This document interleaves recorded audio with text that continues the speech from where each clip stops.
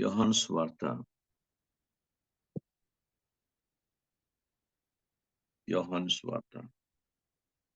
18వ అధ్యాయం 36, 37 వచనాలు చూడండి. యేసు, నా రాజ్యం ఈ లోక సంబంధమైనది కాదు. నా రాజ్యము ఈ లోక సంబంధమైనదైతే నేను యూదులకు అప్పగింపబడుకున్నట్లు నా సేవకులు పోరాడుదురు గాని నా రాజ్యము ఇహ సంబంధమైనది కాదనెను.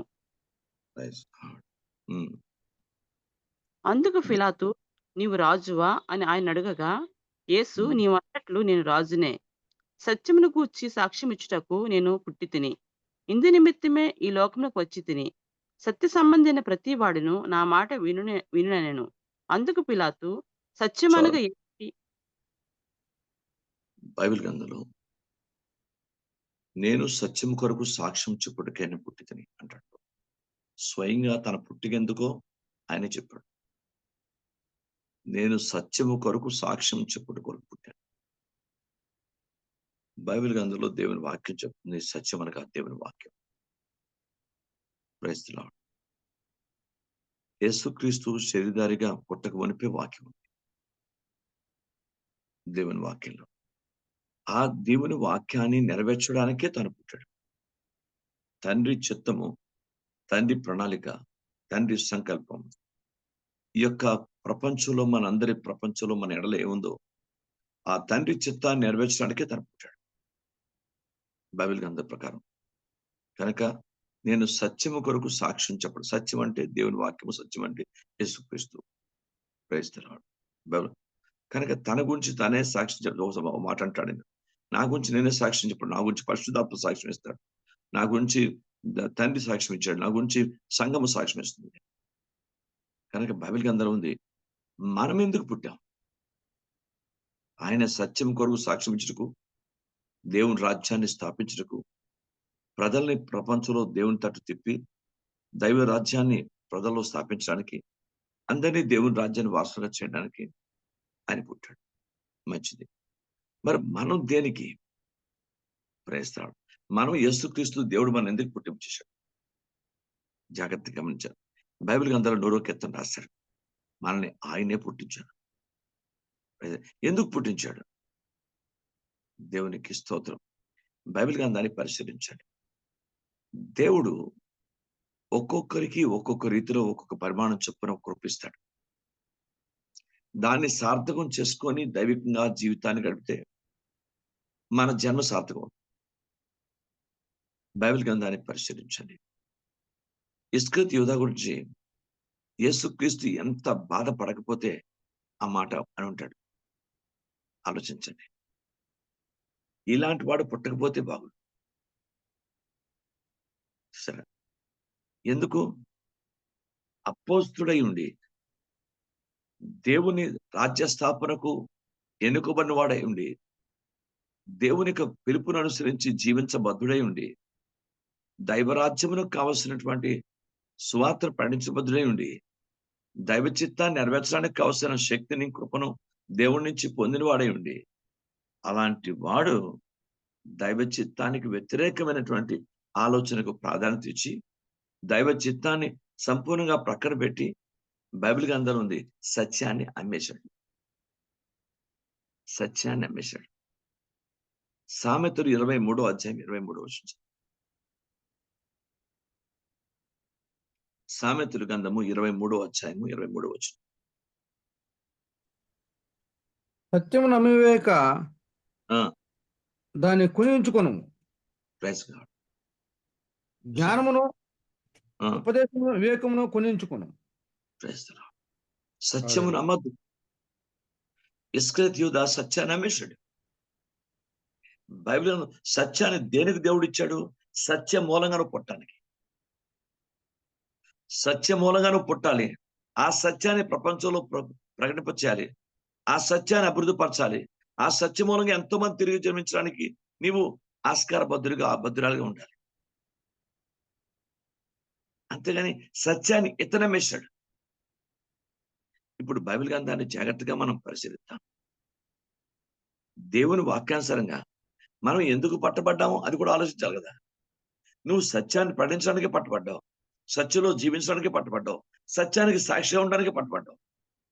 దావీదు భక్తుడు కీర్తనకారుడు అంటాడు 119లో 30 అంటాడు, సత్య మార్గమును నేను కోరుకొని ఉన్నాను. నేనేది కోరట్లేదు, సత్య మార్గమును నేను కోరుకొని ఉన్నాను. మార్గం అంటే జీసస్ కదా, క్రైస్తవుడు. ఆయన వాక్యమన్నా జీసే కదా. బైబిల్ అందులో నేను సత్య మార్గమును కోరుకుని ఉన్నాను.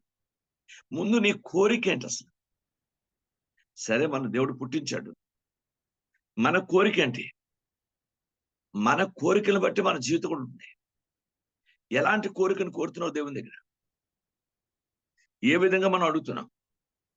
ప్రభువా, నన్ను సత్య సంబంధిగా దీవించు, సత్యమునకు సాక్షిగా చేయి, సత్యములోనే ప్రతిష్ఠించబడాలి, సత్య సంబంధమైన జీవితం జీవించాలి, సత్యమును నేను అనేక మందిలో విత్తాలి, నేను దైవవాక్య ప్రకారం అనేక మంది సత్యమును నడిపించాలి. ఆ విధమైన విజయవంతమైన క్రైస్తవ జీవితం నాకు దయచే ప్రభా అని మనం ప్రార్థించాలి. దానికి తగిన ప్రయత్నం కూడా మనం చేయాలి. బైబిల్ అని చెప్తుంది, సత్య మార్గమును నేను కోరుకున్నాను. నేను వేరేది కోరుకోవట్లేదు, నేను బంధువులు కోరుకోవట్లేదు, రక్త సంబంధాలు కోరుకోవట్లేదు, అన్నదమ్ములు కోరుకోవట్లేదు, అక్కచెల్లెలు కోరుకోవట్లేదు, ప్రపంచంలో ఉన్న ధనాలు, ఆస్తులు, అంతస్తులు, బిల్డింగులు, పేరు ప్రఖ్యాతులు నేను కోరుకోవట్లేదు. బైబిల్ అందు నేను సత్యం మాత్రమే కోరుకుంటున్నాను ప్రభా అంటున్నాడు. దావీదు సంతానం ఉంది, దావీదుకి బంధువులు ఉన్నారు, దావీదు అనేకమైనటువంటి విషయాలు సామంతులు ఉన్నారు, చక్రవర్తి రాజ్యస్థ సింహాసనం ఉంది, కానీ ఇవేమీ కోరుకోలేదు. సత్య మార్గం అని కోరుకుంటున్నాను. మన కోరికలో పటిష్టమైనటువంటి నిర్దిష్టత ఉండాలి. మన కోరిక సరిగా లేకపోతే, మన ఆశ సరిగా లేకపోతే, మన ఇంటెన్షన్ సరిగా లేకపోతే దానికి తగిన అభివృద్ధి మనకు ఉండదు. మన ఇంటెన్షన్ సత్యం మీద ఉండాలి, మన కోరిక సత్య మార్గం మీద ఉండాలి, మన జీవితం సత్యాన్ని అనుసరించే వారిగా ఉండాలి. బైబిల్ గ్రంథంలో భక్తుడు అంటాడు, యోహాను 3వ యోహాను అధ్యాయం 3వ యోహాను అది 1వ అధ్యాయం కనుక రాస్తాడు, నా పిల్లలు సత్యం అనుసరించి నడుచుకుంటున్న మాట తప్ప నాకేం కావాలి? నాకు అంతకంటే ఏం కావాలి? దేవుడు తన పిల్లల పట్ల ఏం కోరుకుంటాడు? పిల్లలు సత్యం అనుసరించే కోరుకోవాలి, జీవించాలి, వాళ్ళ సత్య మార్గంలో ఉండాలి.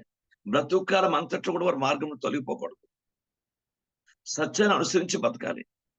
అలాగూ సత్య సంబంధమైనటువంటి జీవితం జీవించి సత్యమైన రాజ్యానికి వెళ్ళాలి. బైబిల్ అని చెప్తుంది, దేవుడు కూడా సత్య స్వభావం కలిగిన వాడే అని రాయబడింది. మన జీవితం ఏంటి? దేని కొరకు దేవుడు మనం పుట్టించాడు? మన జీవితంలో దేవుని పాద ఏంటి? మన నిర్దిష్టమైన అభిప్రాయం ఏంటి? ఏదో మామూలు గడిపేద్దామనా? లేకపోతే ఇన్ని క్రిస్మస్ అన్ని దాడిపోతున్నాయి, గుడ్ ఫ్రైడేలు, ఈస్టర్లు అన్ని దాడిపోతున్నాయి. జీవితం చూస్తే ఎక్కడ అట్నే ఉంది. ప్రభు ఆశించేంత స్థితి మన దగ్గర అభివృద్ధి లేదు అంటే తప్పు. మనలో ఎంతవరకు మనం దేవుని వాక్యాన్ని వ్యతిరేకమైన పరిస్థితి మనం ఉంది, లేదా ఎంతవరకు మనం దేవుని వాక్యాన్ని జీవించగలుగుతున్నాం? ఇది జీవితాన్ని బేరీజ్ వేసుకోవాలి. ప్రభా, నిజమే కదా, ఇంకా మా దగ్గర మీరు ఆశించినంత స్థాయిలోనికి మేము వెళ్ళకపోతున్నాం అంటే తప్పు మాలో ఉంది. కనుక బైబిల్ అని చెప్తుంది, నువ్వు సత్యమును అనుసరించే వారిగా వెళ్ళిపోవాలి. దావీదు భక్తుడు 26వ కీర్తనలో 3వ వచనం అంటాడు, నేను సత్యమును అనుసరించి నడుచుకొనుచున్నాను. బైబిల్ గ్రంథంలో ఉంది, నీ కృపను నా కన్నుడి ఎదుట పెట్టుకొని ఉన్నాను, నేను సత్యమును అనుసరించి నడుచుకొనుచున్నాను. అంత ఖచ్చితమైన నివేదిక చెప్తున్నాడు, నేను సత్యమును అనుసరించి నడుచుకొనుచున్నాను. నేను ఏ వ్యక్తిని ఫాలో అవ్వలేదు, ఏ క్రియలు లోక సంబంధమైనటువంటి మాటలు ఫాలో అవ్వలేదు, ఈ ప్రపంచక సంబంధించిన వాటిని నేను ఫాలో అవ్వలేదు. నేను సత్యమును అనుసరించి నేను నడుచుకొనుచున్నాను. ఈవెన్ తన రాజ్యంలో కూడా సత్యాన్ని చాలా మందికి తన జీవితంలో తెలియజేశాడు. నీతిని కలిగి నేను ఊరుకోలే, నేను దాన్ని సమాజంలో చెప్పాను అంటున్నాడు. కీర్తన 40వ కీర్తనలో దావీదు భక్తుడు. ఈ రోజు బైబిల్, నేను సత్యం కొరకు సాక్ష్యం చెప్పడానికి నేను పుట్టాను. దేవునికి స్తోత్రం. Praise the lord. సత్యం అంటే తనే, అందుకే చెప్పాడు, నేనే మార్గం, నేనే సత్యం, నేనే జీవం. Praise the name of Jesus. ఓ గొప్ప దైవిక నివేదిక. నేనే మార్గం, నేనే సత్యం, నేనే జీవం. నా ద్వారా తప్ప ఎవడు తండ్రి ఎద్దుకు రాలేడు. సత్యాన్ని ఉన్నట్టుకు చెప్పేశాడు. బైబిల్ గ్రంథంలో ఉంది. ఎవడైనా నన్ను ఫాలో అయితేనే దేవుని దగ్గరికి వెళ్ళగలడు, నన్ను ఫాలో అయితేనే పరలోకానికి వెళ్ళగలడు, నన్ను ఫాలో అయితేనే నిత్యత్వాన్ని ప్రవేశించగలడు, నన్ను ఫాలో అయితేనే వెయ్యేండ్ల పరిపాలన ఉండగలడు, నన్ను ఫాలో అయితేనే దైవ సంబంధమైన దీవెనలన్నీ పొందగలడు అన్నట్టు పరిపూర్ణ అర్థంతో ఖచ్చితంగా నేనే మార్గం, సత్యం, జీవం అని చెప్పేశాడు. సత్యం కొరకు సాక్ష్యం చెప్పుటకు నేను పుట్టాను అంటున్నాడు. మన పుట్టుక ఏంటి? నిజంగా వాక్య మూలంగా, ఆత్మ మూలంగా తిరిగి జన్మించిన వారమైతే లేకుండా చెప్తుంది, దేవుని మూలంగా పుట్టిన వాడు పాపం చేయడు అని మొదటి యోహాను 3వ అధ్యాయం. కానీ మనం ఇంకా దేవుని మూలంగా ఎలా ఉన్నాం? ఎంతవరకు మన జీవితంలో మన జన్మ కరెక్ట్ గా ఉంది? ఆత్మీయ జన్మ. Praise the Lord. ప్రభు బిడ్డలమై ఉండి ప్రభు కొరకు కాక మన కొరకే జీవిస్తే స్వార్థపరమైన బతుకుతుందని. ప్రభు మనకు జన్మించాడు. ఆ జన్మను దైవిక జన్మగా సార్థకం చేసుకొని ప్రభు కొరకే మనం బతకగలిగితే మన జన్మకు సార్థకత ఏర్పడుతుంది. అది శారీరక సంబంధంగా, లోక సంబంధంగా, ప్రకృతి సంబంధంగా ఏదో సమాజంలో జీవిస్తున్నావు అనుకునే జీవితం అంటే నువ్వు లోకం కొరకు తప్ప దేవుని కొరకు కాదు. బైబిల్ గ్రంథం ఉంది. ఇస్కరియోతు యూదా పట్ల ఎందుకు ఆ మాట అన్నాడంటే, ఇలాంటి వాడు పుట్టకపోతే బాగునండి. వీడు సత్యంలో పుట్టి కూడా, సత్యాన్ని తెలుసుకుని కూడా, సత్యాన్ని కొన్ని దినాలు అనుసరించి కూడా, సత్యంలో జీవించి కూడా సత్యం యొక్క స్థితిని పూర్తిగా తన జీవితంలోకి అనుమతి ఇవ్వకుండా సత్యాన్ని అమ్మివేసి పక్కన పెట్టి తాను స్వయంగా తన స్వనీతిని స్థాపింపబోనుకున్నాడు. తాను ఏమనుకున్నంటే తనకున్న జ్ఞానమే, తనకున్న ఆలోచన, తనకున్న తెలివితేట, తనకున్న పరిస్థితి, తనకున్నదే సమస్తం. క్రైస్తరాడు ఎంత భయానకమైన పరిస్థితి ఆలోచించాడు. క్రైస్తరాడు 30 మెన్నాళ్ళు అంటే ఏం కాదు. బైబిల్ గ్రంథాన్ని పరిశీలించాడు. దేవుని అతని జీవితం ఎంత భయానకమైన పరిస్థితి వెళ్ళిపోయిందంటే, ఒకటోది తన జీవితంలో పుట్టిన తన అపేక్ష. ముందు నుంచి వాడు తన అపేక్షలు పడ్డాడు. కానీ ప్రభు వాడికి చోటు ఇచ్చాడు అపోస్తలులో. కానీ అపోస్తలత్వాన్ని నిలబెట్టుకోలేదు, దైవత్వాన్ని నిలబెట్టుకోలేదు, శిష్యత్వాన్ని నిలబెట్టుకోలేదు, దేవుని ప్రేమ ప్రభువుని అమ్మివేశాడు. చాలా భయానకమైన పరిస్థితి వెళ్ళిపోయాడు. ఈ రోజు ఒక్కొక్కరికి ఒక ఫీలింగ్, ఒక్కొక్క అలవాటు, ఒక్కొక్క బలహీనత, ఒక్కొక్క పరిస్థితి ఉంటుంది. అతడి బలహీనత దాని అపేక్ష.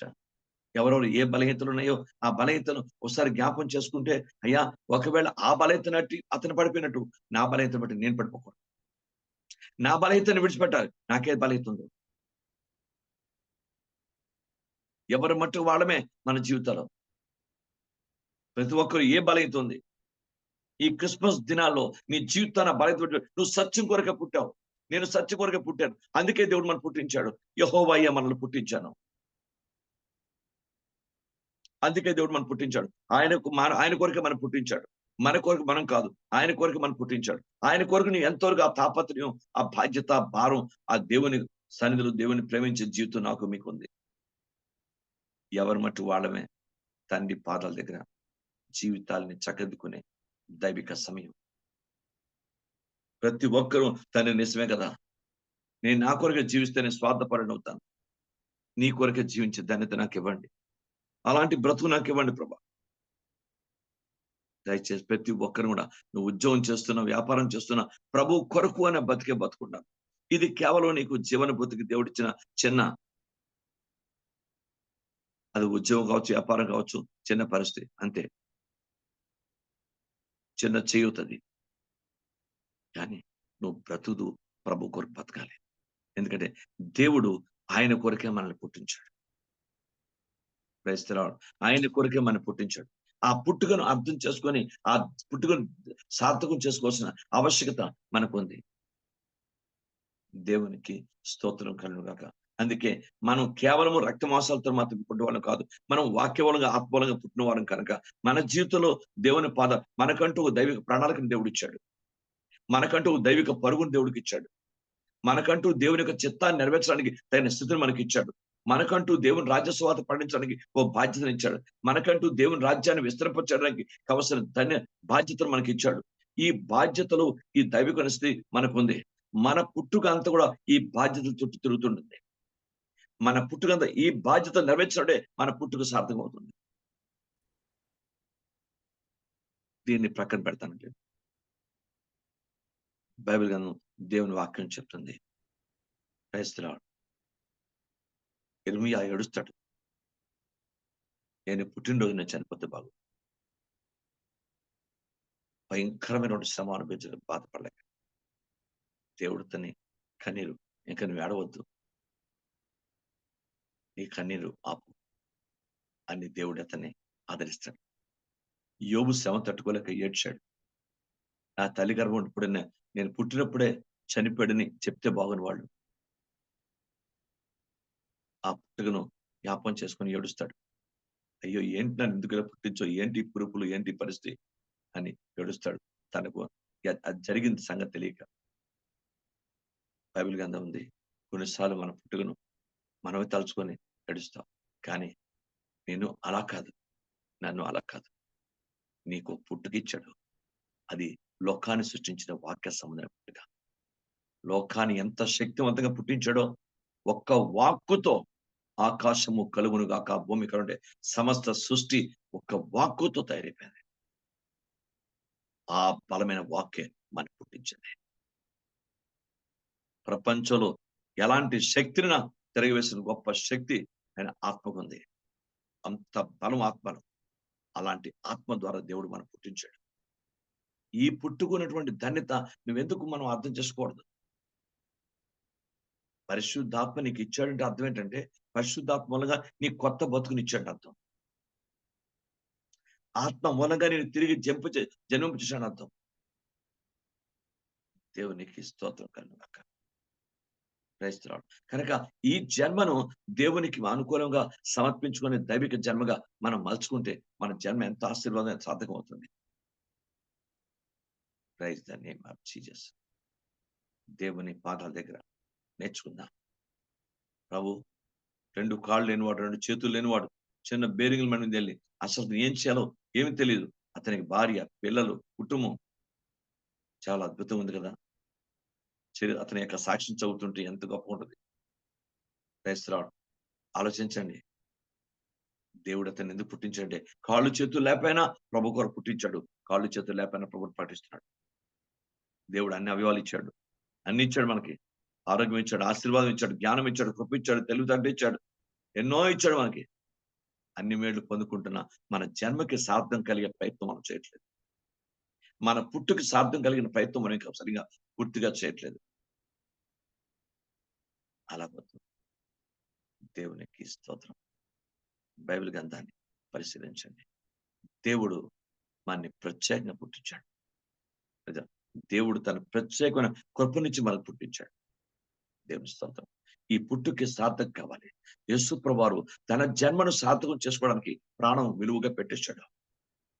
ప్రపంచం మొత్తం కొరకు తన యొక్క ప్రణాళిక అంటే, తండ్రి ప్రణాళిక అంటే ప్రపంచం మొత్తం రక్షణ పొందాలి. ప్రపంచం మొత్తం మీద యేసుక్రీస్తు యొక్క ప్రజలు కావాలి, దేవుని ప్రజలు కావాలి. అందరూ దేవుని రాజ్యానికి వెళ్ళాలి. ఎవరొకరు నరకానికి వెళ్ళకూడదు, ఏ ఒక్కరు నశించిపోకూడదు, ఏ ఒక్కరు పాపంలోంచి భయంకర పాప జీవితం జీవించకూడదు. అందరూ దేవుని దగ్గర యేసుక్రీస్తు రాజ్యంలోకి, దేవుని రాజ్యంలోకి రావాలి. ప్రజల కొరకే అని పుట్టాడు. ప్రజల మధ్యలోనే పుట్టాడు. ప్రజల కొరకే ప్రాణం పెట్టడానికి పుట్టాడు. బైబిల్ గ్రంథం దేవుని వాక్యం చెప్తుంది. క్రైస్తవుడి పుట్టుక డిఫరెంట్ గా ఉంటది. మన కొరకు కాదు మన పుట్టుక.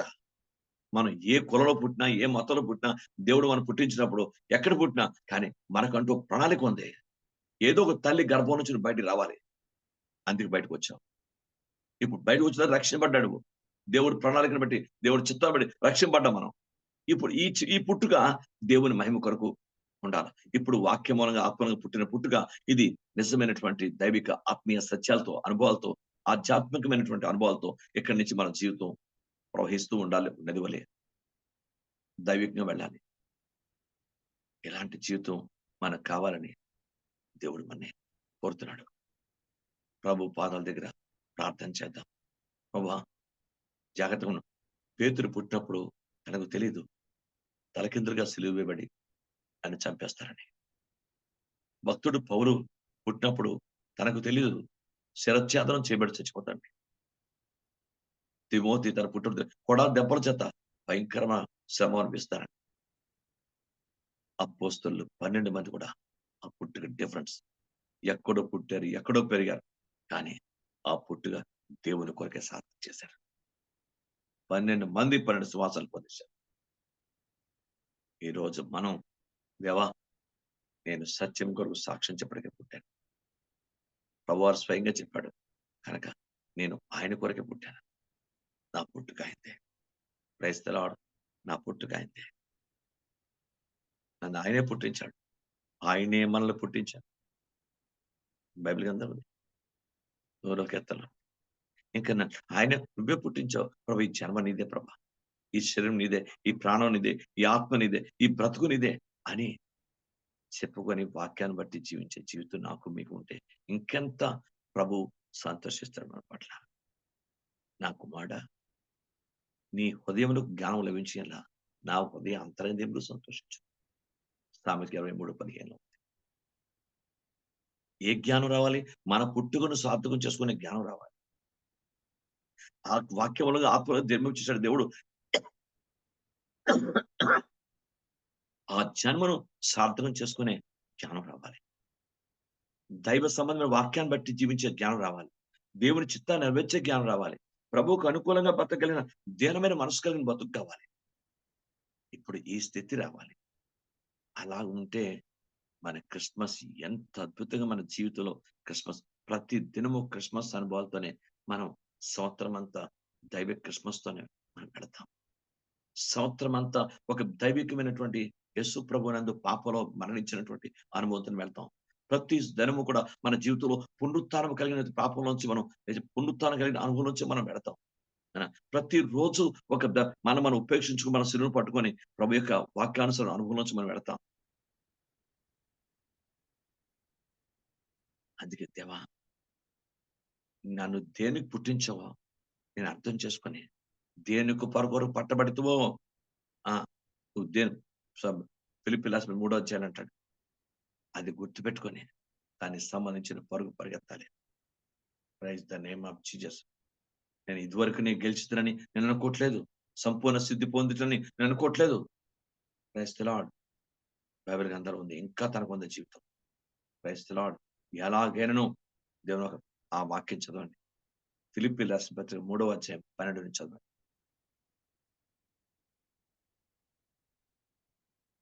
ఫిలిప్పీయులు రాసిన పత్రిక 3వ అధ్యాయం 12 నుంచి 14. ఇదివరకే నేను గెలిచితేను, ఇదివరకే సంసిద్ధి పొందితే నేను అనుకుంటలేదు. కానీ నేను దేని నిమిత్తం క్రీస్తు యేసు చేత పట్టబడుతునో దాన్ని పట్టుకొనవలనే పరిగెత్తున్నాను. సహోదరులారా, నేను ఇదివరకే పట్టుకొని ఉన్నానని తలంచుకొనను. అయితే ఒకటి చేయుచున్నాను, వెనుక ఉన్నవి మరచి ముందున్న వాటి కొరకే వేగిరపడుచు క్రీస్తు యేసునందు దేవుని ఉన్నతమైన పిలుపునకు కలుగు బహుమానమును పొందవలని గురి వద్దకే పరిగెత్తుతున్నాను. దేవునికి స్తోత్రం కలుగుగాక. హల్లెలూయా. ఎంత మంచి దేవుడు మనని పాపిని పరిశుద్ధునిగా మార్చి, అపవిత్రుడిని పవిత్రుడిగా మార్చి, నాశనకరమైన పరిస్థితి నుంచి మనం విడిపించి, దేవుడు అక్షయ సంబంధమైన జీవితానికి మనం నడిపించి అంత ఉన్నతంగా పోషిస్తున్న దేవునికి నా పట్ల, నీ పట్ల, మన పుట్టుక పట్ల ఒక ప్రణాళిక ఉంది. దేవునికి స్తోత్రం కలుగుగాక. జాగ్రత్తగా గుర్తుంచుకోండి. నేను మా చింతలి ఒక అద్భుతమైన మాట చెప్పిందండి. మా సారోజు చెప్తుంటే నా ఉదయం కదిలిపోయింది. ఆ చింతలు అన్నది, మమ్మీ, ఏ ముగ్గురిని మమ్మల్ని ఏ సంచితో కన్నారో ఆ సంచి ఇప్పుడు తీసేస్తాను. నా గుండె చాలా కదిలి ఏ సంచితో మమ్మల్ని కన్నారు ముగ్గురిని, ఆ సంచి ఇప్పుడు తీసేస్తున్నారు. ఒక మాట ఉదయం చాలా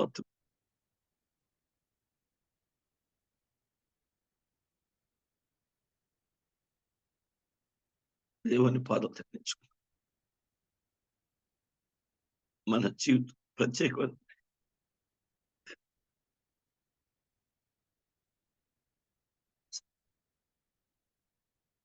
నా జీవితం ప్రత్యేకమైన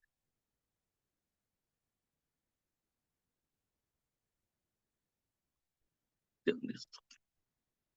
ఎందుకంటే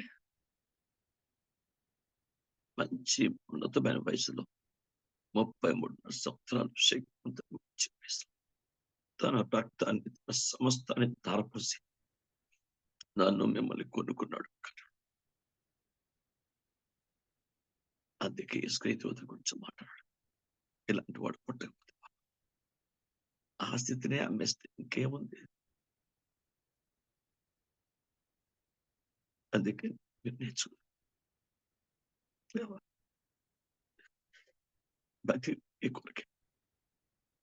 ఎస్, బతికితే నీ కొరకే.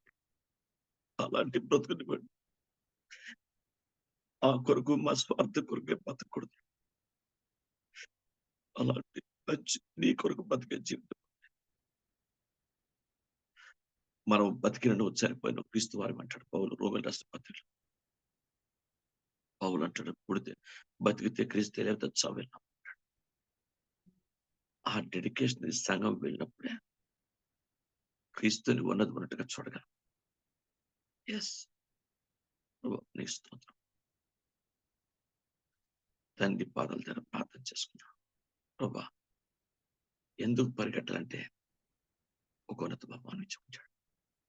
ఆయన మూలంగా పుట్టిన వానికి, ఆయన వాక్యం మూలంగా పుట్టిన వానికి, ఆయన సత్యమును బట్టి పుట్టిన వానికి, ఆ సత్యమును సాక్ష్యం ఉన్న వానికి ఒక మంచి బహుమానము, జీతము, దేవుని కృప మూడిస్తాన్ని లేఖనాలు స్పష్టంగా.